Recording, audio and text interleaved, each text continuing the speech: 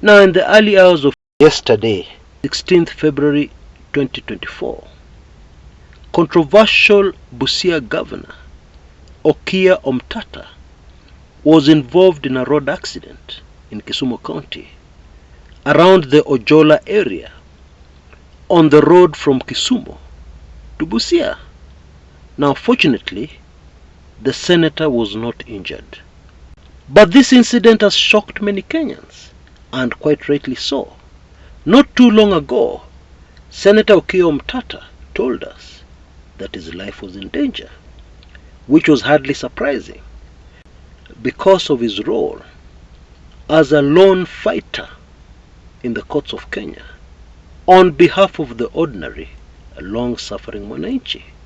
Amongst the recent bills by government that Omtatah has opposed is the Finance Bill 2023.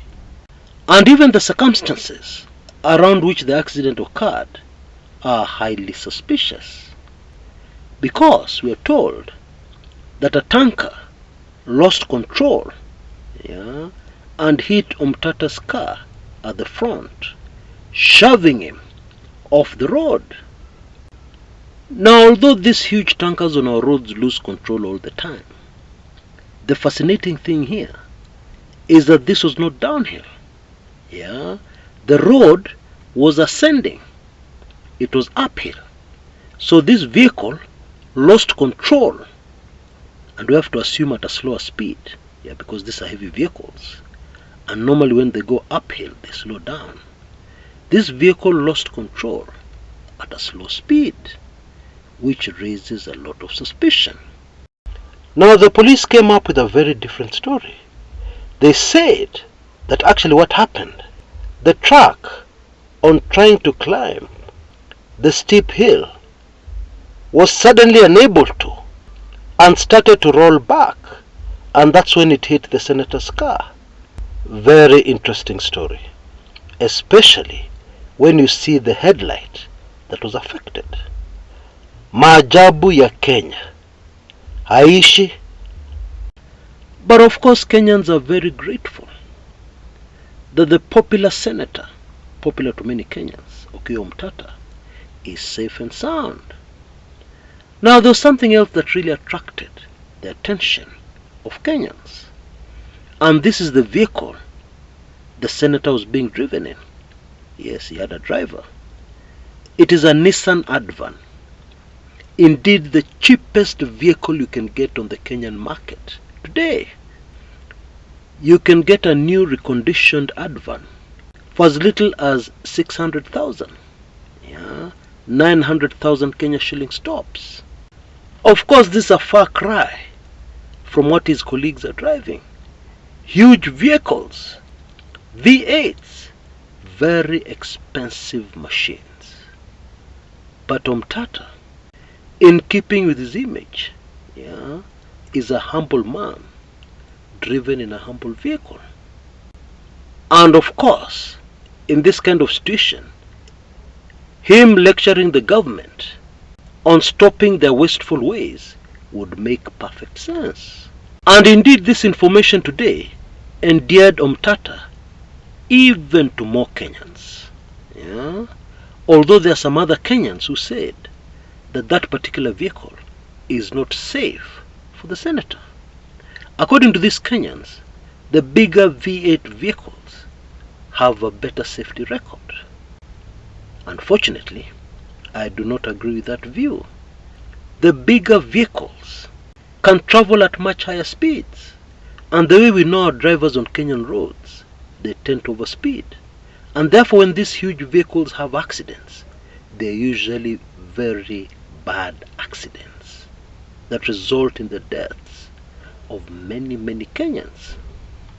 And therefore, in my opinion, a V8 may be a safer car in another country, but not in Kenya, where crazy road accidents happen.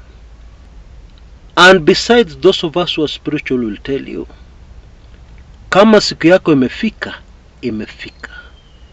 If the day has arrived for you to leave this planet, it doesn't matter whether you're driving an Advan or the most advanced V8 with the most up-to-date safety features, it doesn't matter.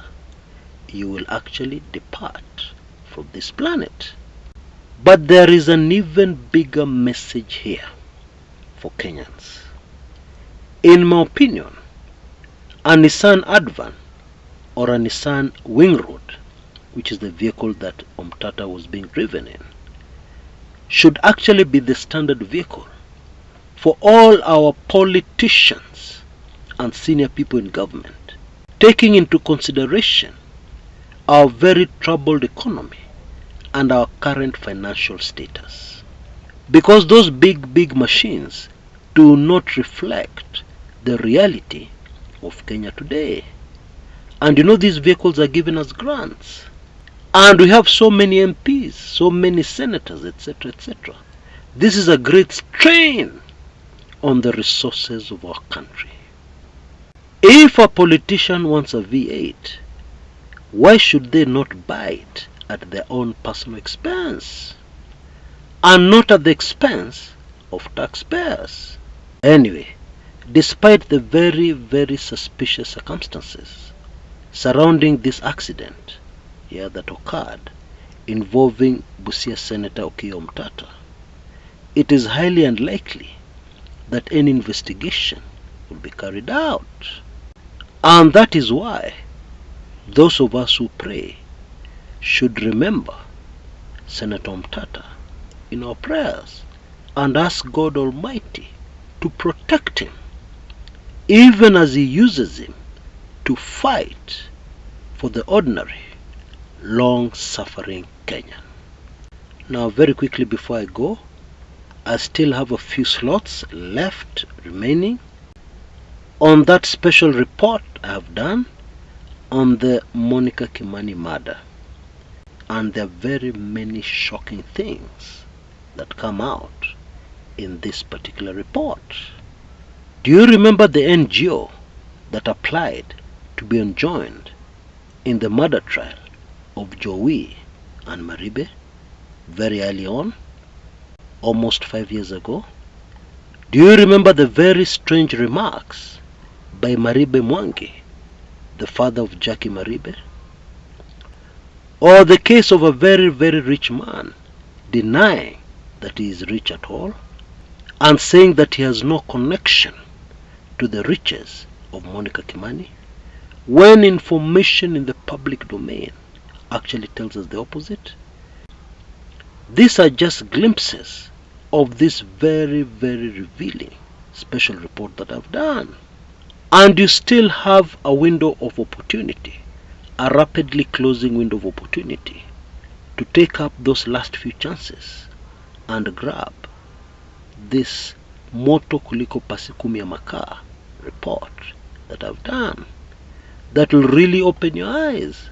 Because I've seen a lot of the comments on the recent ruling are very naive. They ignore many facts in this case. And therefore I'm sure the shocking inside information included here will assist the few who are lucky enough to get hold of this report to at least open their eyes. You can see details in front of your screens right now. For only $25 or Kenya shillings 3,990, you will be able to get this very valuable piece of information. And of course, you'll also be supporting this channel that you love. Go for it. Until next time, this is Chris. Kumekucha.